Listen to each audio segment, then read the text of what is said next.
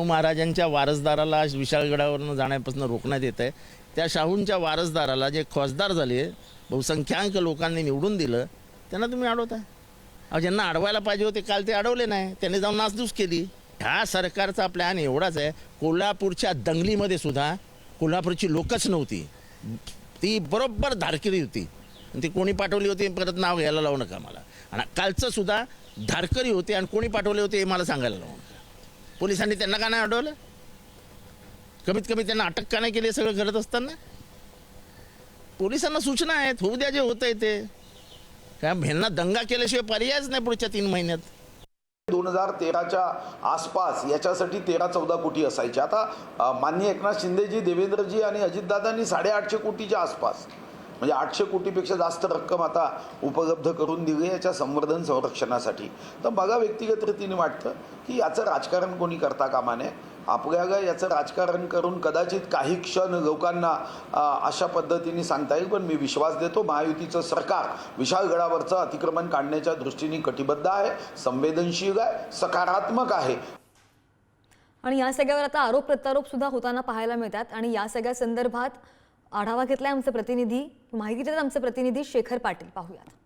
विशाळगडाच्या पायथ्याला असणाऱ्या गजापूर या गावाच्या बाजूलाच एक छोटी वाडी आहे, मुसलमान वाडी।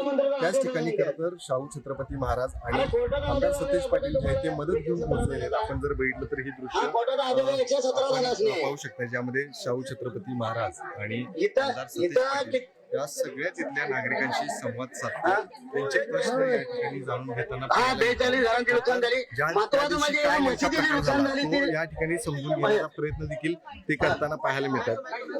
तर आपण धार्मिक स्थळांची देखील मोठ्या प्रमाणात जे आहे ते नुकसान करण्यात आलं। हे सर्व नागरिक इथले जे आहेत ते त्यांना इथली समस्या जे आहे ते सांगतायत। त्या दिवशी कशा पद्धतीनं हे सगळं भीतीचं वातावरण या ठिकाणी पाहायला मिळत होतं, ते सगळे नागरिक या ठिकाणी आपली व्यथा मांडताना पाहायला मिळतात। आता देखील शाहू छत्रपती महाराज जे आहेत ते त्यांच्याकडून माहिती घेताना पाहायला मिळतात। त्या महिला देखील आहेत ज्या त्यांच्याकडे अनेक त्या दिवशीची माहिती जी आहे ती देताना दिसतात। तर दुसरीकडे आपण दृश्य दाखवतो, काही प्रमाणात नागरिकांनी तोडफोड जी आहे ती इथली केली होती आणि त्याचीच माहिती देण्यासाठी आणि त्यांनाच मदत देण्यासाठी स्वतः शाहू छत्रपती महाराज या ठिकाणी दाखल झालेले।